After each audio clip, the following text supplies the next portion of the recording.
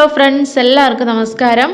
അപ്പോൾ ഇന്നത്തെ നമ്മുടെ റെസിപ്പി എന്ന് പറയുന്നത് ഗുലാബ് ജാമുൻ ആണ്. നമ്മുടെ വീട്ടിൽ തന്നെയുള്ള കുറച്ച് ഐറ്റംസ് വെച്ചിട്ട് നമുക്ക് എങ്ങനെ ഒരു അടിപൊളി ഗുലാബ് ജാമുൻ ഉണ്ടാക്കാമെന്ന് നോക്കാം. അതിനുവേണ്ടി ഞാനൊരു പാൻ അടുപ്പത്ത് വെച്ചിട്ടുണ്ട്. അത് ചൂടായി വരുമ്പോൾ അതിലേക്ക് 1 കപ്പ് റവ ചേർത്ത് കൊടുക്കാം. എന്നിട്ട് ഈ റവ നന്നായി ഒന്ന് വറുത്തെടുക്കണം.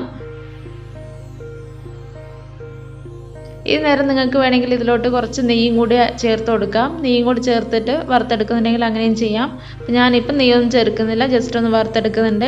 അതിൻ്റെ നല്ലൊരു സ്മെല്ല് വരുന്ന നേരത്ത് ഫ്രൈ ആയിട്ട് ഒരു സ്മെല്ല് വരുമല്ലോ, ആ സമയത്ത് നമുക്ക് ഇതിലോട്ട് 1 കപ്പ് പാല് ചേർത്ത് കൊടുക്കാം.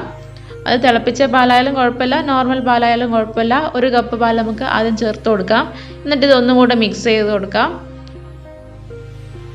കട്ടയൊന്നുമില്ലാണ്ട് നന്നായി മിക്സ് ചെയ്യണം.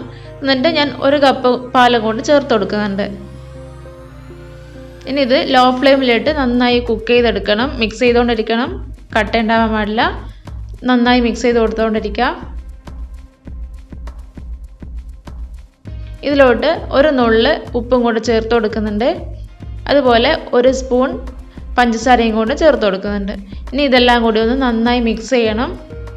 സാധാരണ ഗുലാബ് ജാമുൻ ഉണ്ടാക്കുമ്പോൾ നമുക്ക് പാൽപ്പൊടിയൊക്കെ ആവശ്യമുണ്ട്. പക്ഷേ ഇതിൽ അതൊന്നും വേണ്ട, പെട്ടെന്ന് ഉണ്ടാക്കാൻ പറ്റും. കുറച്ച് ഇൻഗ്രീഡിയൻസ് മാത്രമേ ആവശ്യമുള്ളൂ. നമുക്കപ്പം ഇത് നന്നായി ഒന്ന് മിക്സ് ചെയ്ത് വന്നിട്ടുണ്ട്, നന്നായി കുക്കായി വന്നിട്ടുണ്ട്. ഇതൊക്കെ ലോ ഫ്ലെയിമിലിട്ടിട്ട് വേണം ചെയ്തെടുക്കാൻ. ഇപ്പോൾ ഫ്ലെയിം ഓഫ് ചെയ്തിട്ട് നമുക്കിതൊന്ന് തണുക്കാൻ വെക്കണം. നല്ലോണം ചൂടാറേണ്ട ആവശ്യമില്ല. ഇനി ഞാൻ വേറൊരു പാത്രത്തിൽ 2 കപ്പ് വെള്ളം തിളക്കാൻ വെച്ചിട്ടുണ്ടായിരുന്നു. അപ്പോൾ വെള്ളം തിളച്ച് വരുമ്പോൾ നമുക്ക് അതിലോട്ട് 1 കപ്പ് പഞ്ചസാര കൂടി ചേർത്ത് കൊടുക്കാം. അപ്പോൾ മധുരമൊക്കെ നിങ്ങളുടെ ഇഷ്ടത്തിനനുസരിച്ച് ചേർത്ത് കൊടുക്കാം. ഇതിലോട്ട് 3 ഏലക്കായും കൂടി ചേർത്ത് കൊടുക്കുന്നുണ്ട്. അപ്പോൾ പഞ്ചസാര ശരിക്കും അലിയാൻ വേണ്ടിയിട്ട് നമുക്കൊന്ന് മിക്സ് ചെയ്ത് കൊടുക്കാം. ഇനി ഇതൊന്ന് കുറുക്കിയെടുക്കണം. നല്ലോണം കുറുകാൻ പാടില്ല, ചെറിയൊരു സ്റ്റിക്കി പരുവത്തിൽ ആക്കിയെടുക്കണം. അപ്പം അതിന് വേണ്ടിയിട്ട് നമുക്കൊന്ന് ഹൈ ഫ്ലെയിമിലിട്ടിട്ട് നന്നായി ഒന്ന് ബോയിൽ ചെയ്യുന്നവരെ വെയിറ്റ് ചെയ്യാം. നന്നായി ബോയിലായി കഴിഞ്ഞാൽ ലോ ഫ്ലെയിമിലിട്ടിട്ട് നമുക്കിതിൽ കുറച്ച് നേരം വെയിറ്റ് ചെയ്യാം. ഇപ്പോൾ ഈ നന്നായി ബോയിലായി വന്നിട്ടുണ്ട്. ഇനി ഇത് ലോ ഫ്ലെയിമിലോട്ട് മാറ്റിയിട്ട് കുറച്ച് കുറുകുന്നത് വരെ വെയിറ്റ് ചെയ്യാം.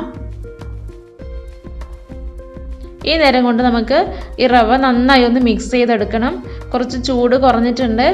അപ്പം നമുക്ക് തൊടാൻ പറ്റിയൊരു പരുവത്തിലായിട്ടുണ്ട്. അപ്പോൾ ഇത് നന്നായി മിക്സ് ചെയ്യണം. നല്ല സോഫ്റ്റ് ആയിട്ടുണ്ടാവണം. അപ്പോൾ എത്രത്തോളം മിക്സ് ആവുന്നോ അത്രയും നല്ല സോഫ്റ്റ് ആയിരിക്കും ഗുലാബ് ജാമുൻ. അപ്പോൾ നന്നായിട്ട് വേണം മിക്സ് ചെയ്യാൻ. അപ്പോൾ ഇതിൻ്റെ ഇടയിൽ കുറച്ച് നെയ്യും കൂടെ ചേർത്ത് കൊടുക്കാം. മിക്സ് ചെയ്യാനും കുറച്ച് എളുപ്പമായിരിക്കും, കുറച്ചും കൂടി സോഫ്റ്റ് ആവുകയും ചെയ്യും, ടേസ്റ്റും കൂടും. അതിന് വേണ്ടിയിട്ടാണ്. ഇപ്പം നമ്മുടെ റവ മിക്സ് നല്ല സോഫ്റ്റായി വന്നിട്ടുണ്ട്. ഞാനിതൊരു വലിയ ബോളാക്കി വെച്ചിട്ടുണ്ട്.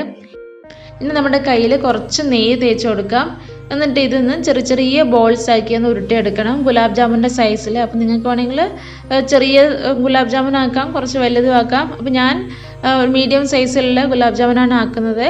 അപ്പോൾ നല്ല നീറ്റായിട്ട് ഇത് ബോൾസ് ആക്കി എടുക്കണം. ഇപ്പോൾ ക്രാക്സ് ഒന്നും ഉണ്ടാവാൻ പാടില്ല, കാരണം ചെറിയ ക്രാക്സ് ഉണ്ടെങ്കിൽ പോലും നമുക്കിത് എണ്ണയിലിട്ട് ഫ്രൈ ചെയ്യുന്ന സമയത്ത് അത് വലിയതാവും, പൊട്ടിപ്പോവും. അപ്പോൾ അതൊന്ന് കുറച്ച് ടൈം എടുത്തിട്ട് തന്നെ നല്ല ബോൾസ് ആക്കി എടുക്കാം. അപ്പോൾ ഇത്രയും ബോൾസ് എനിക്ക് ഇതിന്ന് കിട്ടിയിട്ടുണ്ട്.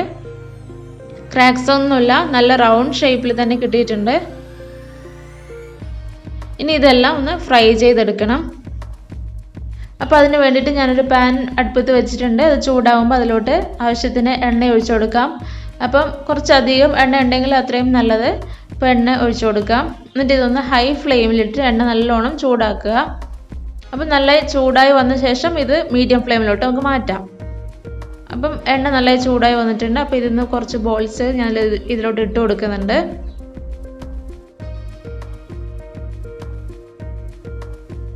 ഹൈ ഫ്ലെയിമിലിട്ടിട്ട് ചെയ്യാൻ പാടില്ല, കാരണം പെട്ടെന്ന് കരിഞ്ഞു പോവും, അകത്ത് അത്ര കുക്കാവും ചെയ്യില്ല.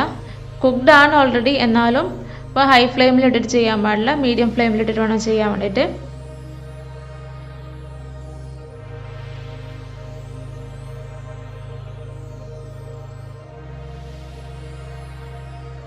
അപ്പോൾ ഇട്ട സമയത്ത് തന്നെ നമുക്കിതൊന്ന് മറിച്ചിട്ട് കൊടുക്കണം, ഒന്ന് സ്പ്രെഡ് ചെയ്ത് കൊടുക്കണം. കാരണം എല്ലാ ചുറ്റിലും ഒരേ കളർ വരാൻ വേണ്ടിയിട്ടാണ്, അല്ലെങ്കിൽ ഒരു സൈഡിൽ മാത്രം ബ്രൗൺ കളറൊക്കെ ആവും.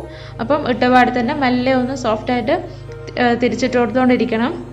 എല്ലാ സൈഡിലും ഒരേ കളർ കിട്ടാൻ വേണ്ടിയിട്ട്, ഒരുപോലെ ഫ്രൈ ആവാൻ വേണ്ടിയിട്ട്. അപ്പോൾ ഇത് അത്യാവശ്യം നല്ല ബ്രൗൺ കളർ ആവുന്നവരെ വെയിറ്റ് ചെയ്യണം.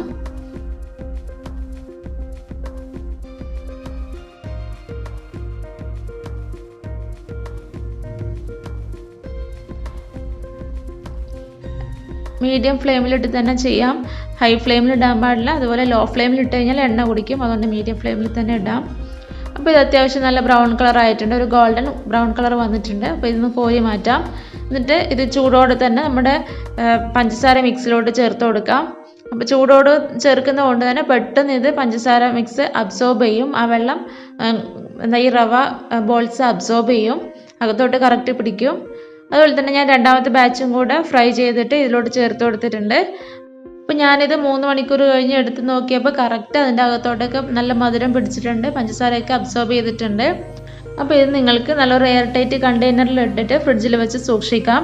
അപ്പോൾ എല്ലാവരും ഇതൊന്ന് ഉണ്ടാക്കി നോക്കണം. സിമ്പിൾ റെസിപ്പിയാണ്, ടേസ്റ്റിയാണ്. പുതിയൊരു റെസിപ്പിയായി വീണ്ടും കാണാം. Till then bye, thank you.